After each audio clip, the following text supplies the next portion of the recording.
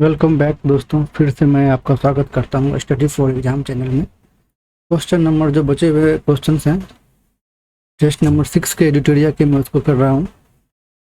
तो question number 75 इसमें देखेंगे कि सीबीआई के बारे में ये बात कर रही है। It was formed on the recommendation of the Santhanam committee 1962। ये करेक्ट है दोस्तों। CBI investigate cases related to corruption, economic crime and special crimes. ये दोनों ही क्वेश्चन सही है, तो इसका आंसर हो जाएगा सी। नेक्स्ट देखते हैं दोस्तों क्वेश्चन नंबर देखते हैं 75 में दोस्तों। Which court can direct central bureau of investigation CBI to investigate cases without the state consent. तो विदाउट स्टेट कंसेंट में दोस्तों high court and supreme court ये दोनों कर सकती है, उनके ऑर्डर्स पे स्टेट कंसेंट की इसमें जरूरत नहीं पड़ती है। तो इसका आंसर हो जाएगा D. Who was the first chairperson of the Lokpal के फर्स्ट चेयरपर्सन कौन थे? तो जस्टिस पिनाकी घोष करके इनका नाम था, जस्टिस पीसी घोष करके था। इसका आंसर हो जाएगा C. Which of the following statement is not correct? Not correct पूछ रहा है, इसमें Lokpal consist of a chairperson and up to 8 members. ये सही है। 50% of the members shall be from SC ST OTC OBC minority women categories. ये बिल्कुल सही है। The chairperson must be retired chief justice of India only.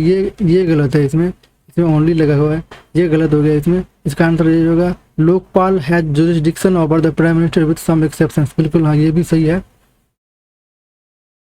तो इसका answer हो जाएगा सी। 78 का हम लोग दोस्तों इसका जो है which of the following is not a feature of the Lokpal and Lokayukta act 2013। ये मैंने पहले से कर रखा है। Lokpal has its own inquiry. इसमें इसका आंसर हो जाएगा नॉट करेक्ट पूछ रहा है।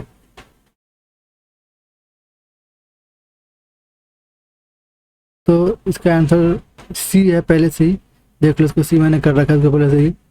Lokpal can not take complaints against NGOs receiving foreign funds. बिल्कुल ये गलत है, इसमें वो कर सकती है लोकपाल इसमें। बाकी जो लोकपाल है जैसे power of a civil court, ये सही है। Lokpal can investigate suo motu cases, ये भी सही है। Consider the following about the national disaster management authority. NDMA was established by the government of India under an executive order, ये सही है। The chairperson of the NDMA is the president नहीं होगा, इनका PM होगा, मैंने लिख रखा है पहले PM। The member of the NDMA are nominated by the chairperson, ये भी सही है। तो इसका आंसर हो जाएगा A, only one and two. हु। क्वेश्चन नंबर 80 देखते हैं। What was the main immediate reason for electing the disaster management act 2005। दोस्तों 2004 में क्या हुआ था कि इंडियन ओशियन सुनामी जो है वो जो साउथ इंडिया में जो कोस्ट पे बहुत बड़ी वहाँ पे जाने गई थी जब वो सुनामी आई थी, और उसके बाद ही गवर्नमेंट ने 2005 में इसको इलेक्ट किया था। तो इसका आंसर हो जाएगा सी। Which of the following is not the function of the National Disaster Management Authority? Not, ये not पूछ रहा है, कौन सा फंक्शन नहीं है। Approving the national plan for disaster management, बिल्कुल ये है इसका। Providing loans to state government for, ये लोन नहीं देती है, ये मैनेजमेंट डिजास्टर में जो है बचाव का काम करती है, तो ये लोन नहीं देगी इसमें। तो इसका आंसर हो जाएगा बी हो जाएगा, यही वाला है, ये नहीं होगी, तो 20 का आंसर हो जाएगा। बाकी C giving guidelines to ministries to make development project disaster resilient, ये सही बात है। Providing assistant to other disaster stricken countries, ये भी सही बात है। क्वेश्चन नंबर 81 का आंसर बी होगा। 81 के बाद देखते हैं दोस्तों हम लोग 82 में देखते हैं दोस्तों। Which action taken by national disaster management authority NDMA is to further the objective of mitigation. 82 इसका जो आंसर होगा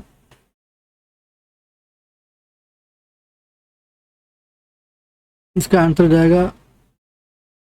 होगा establishment of relief camp during disaster. Objective of mitigation क्या होगा? ऑब्जेक्टिव ऑफ मिटिगेशन कितना होगा?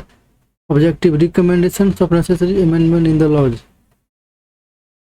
इसका आंसर बी होगा, recommendation necessary amendment in the laws. इसका आंसर बी होगा। 83 who is the chairman of the district disaster management authority का district जो डिसास्टर मैनेजमेंट अथॉरिटी होती है उसका गांव वगैरह में कौन होते हैं, जो गांव डिस्ट्रिक्ट लेवल पे जो उसका उसका होता है डिस्ट्रिक्ट मजिस्ट्रेट और डिप्टी कमिश्नर होता है। डिस्ट्रिक्ट मजिस्ट्रेट वो होते हैं या फिर एसडीएम लेवल पे जो होते हैं वही होते हैं इसका, तो इसका आंसर भी हो जाएगा। वो is responsible for establishing coordination among various departments and organisations working at the district level disaster management. 84 इसका आंसर हो जाएगा डिस्ट्रिक्ट मैनेजमेंट अथॉरिटी होता है, सी डिस्ट्रिक्ट मैनेजमेंट अथॉरिटी होता है। In which year was the first law commission of independent India constituted, तो ये इसका आंसर हो जाएगा 1955 होगा। और जो हर 3 ईयर के टेन्योर जो होता है एक लॉ कमीशन जो है लॉ जो देश में है उन सब पे रिव्यू करके उनको बारे में बताता है। तो अभी तक जो है 22 लॉ कमीशन बन चुके हैं और अभी जो है वो 23rd चल रहा है, 23rd। और इसके जो है दिनेश माहेश्वरी लॉ कमीशन के यहाँ चीफ है ना, दिनेश माहेश्वरी करके हैं, वही है अभी। 86 नंबर देखते हैं। Which article of the Indian constitution provide that laws made before the constitution will continue to force unless repeal or amended. ये आर्टिकल 372 इस बारे में बात करता है, तो इसका आंसर हो जाएगा सी। 87 नंबर देखते हैं question. Which one of the following statement is correct with reference to the function of the law commission? It can consider research requests sent by foreign countries if they are referred by the government of India। तो ये सही है। It gives opinion to the government on matters relating to law and judicial administration but only when proposed by the parliament। only when, ये गलत है इसमें, है ना। तीसरा, it also has the function to simplify and make laws accessible for legal aid for poor। ये भी सही है ना। तो इसका आंसर हो जाएगा 1 और 3, इसका आंसर हो जाएगा सी। क्वेश्चन नंबर नेक्स्ट देखते हैं। क्वेश्चन नंबर 88 है। In the context of one person one vote principle what is the purpose of the delimitation? तो इसका आंसर हो जाएगा B, ensuring equal populations in all constituencies. इसका आंसर हो जाएगा B. What type of body is the delimitation commission of India? ये एक statutory body है। इसका हो जाएगा answer C. How many times has the delimitation commission has been constituted in India सो फार? अभी तक जो है ये 4 होगा, 4 बारी कर चुके हैं। ये जम्मू कश्मीर में भी डिलिमिटेशन कमीशन ने वहाँ पे किया था पर वो फाइनली उसको नहीं किया गया है और उन्होंने कहा है कि जो वो 2026 का जो अभी सेंसस चल रहा है हमारा होने वाला है, इसके बाद वो उसको वहाँ पे वो पूरा होगा। इलेक्शन तो हो गए जम्मू कश्मीर में पर, तो इसलिए अभी तक 5 बार नहीं होगा, इसका आंसर होगा 4 टाइम्स। और वो कब कब हुए हैं? ये हुए हैं 1952 में हुए हैं, 1963 में हुआ है, 1973 एंड 2002 में 4 बार ही हुआ है। The election commission of India comes under the which ministry? ये किसी मिनिस्ट्री के अंदर नहीं आती है, ये it is an independent constitutional body होती है इलेक्शन कमीशन।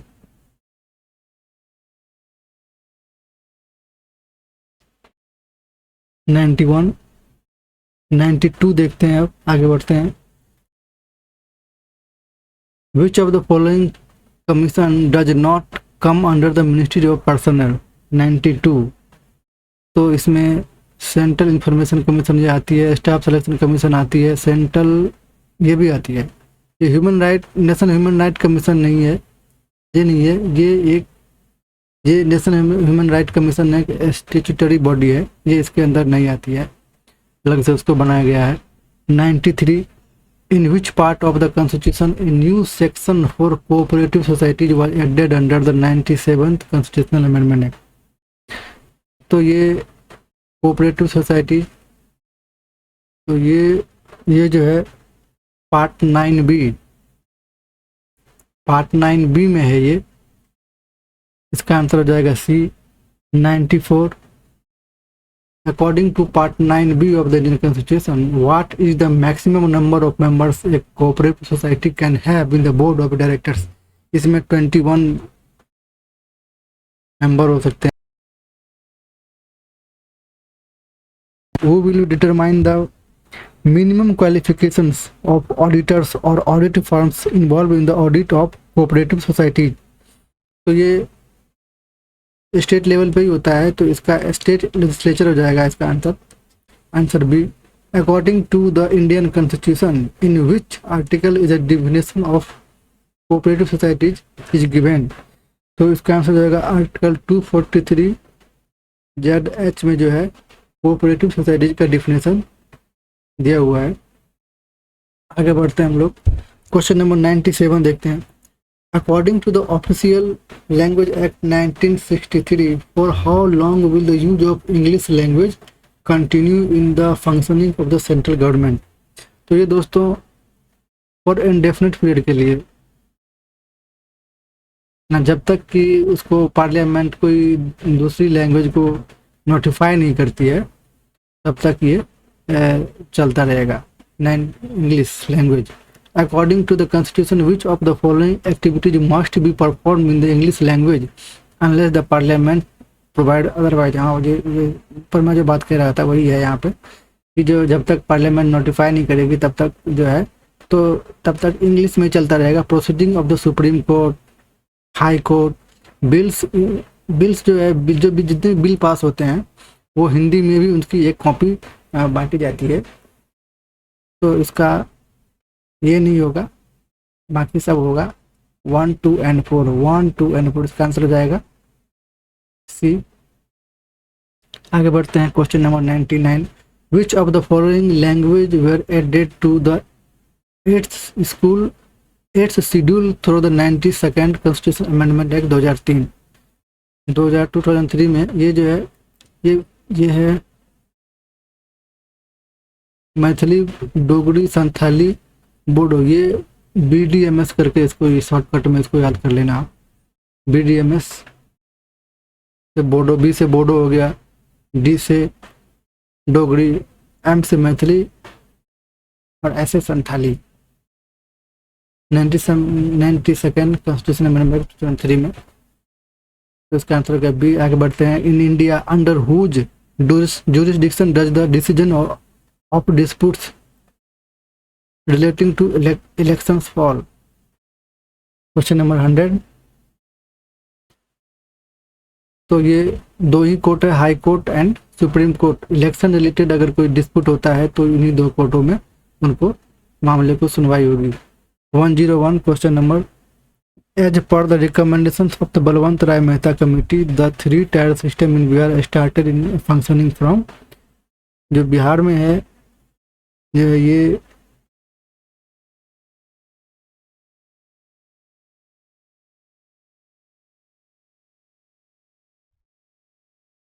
2001 से बिहार में लागू हुआ, और बिहार में 2006 में क्या हुआ कि जो इन्होंने एक पास किया जिसमें कि इन्होंने महिलाओं को रिजर्वेशन दिया। आगे वाले क्वेश्चन में है वो, विच of the following statement is correct regarding the provision of the Bihar Panchayati Raj act 2004? ये PIQ है, इस पे बराबर ही पूछता रहता है BPSC में सवाल। There is 50% reservation for women at all levels, ये सही है। The schedule caste and schedule tribes get reservation in promotion to their population, ये भी सही है। बैकवर्ड क्लासेस गेट 25% रिजर्वेशन, ये 25% नहीं है, ये 20% है, यही गलती है यहाँ पे, तो ये नहीं होगा, तो 1 and 2 होगा, तो इसका आंसर हो जाएगा ए। 103 quorum of the ग्राम सभा इज 1/20। अगर 20 में से एक वैसे भी लोग हैं तो ग्राम सभा कार्य करेगी उस दिन। जैसे असेंबली वगैरह में भी वहाँ पे फोरम होता है कि इतने मिनिमम मेंबर वहाँ पे प्रेजेंट होने चाहिए असेंबली के फंक्शनिंग के लिए, वैसे भी ग्राम सभा के फंक्शनिंग के लिए 1/20 20 में से एक आदमी होना चाहिए वहाँ पे ग्राम सभा के फंक्शनिंग करने के लिए। According to the Bihar Panchayati Raj act 2006 on how many population is the gram panchayat form, gram panchayat के फॉर्मेशन के लिए जो कंडीशन है वो 7000 लोग पॉपुलेशन होनी चाहिए गांव की। तो फिर नेक्स्ट आगे बढ़ते हैं, क्वेश्चन नंबर 105 देखते हैं। Which of the following statement is correct according to the Bihar Panchayati Raj act 2006। बिल्कुल ये सही है। इसका टेन्योर जो होता है वो 5 years का होता है। 1 ward member is elected for every 500 population.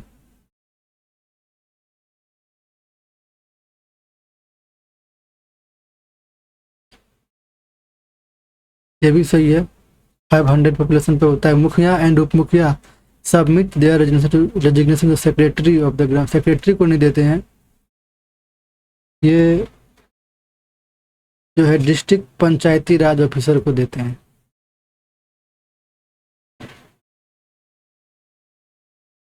Panchayati Raj officer होता है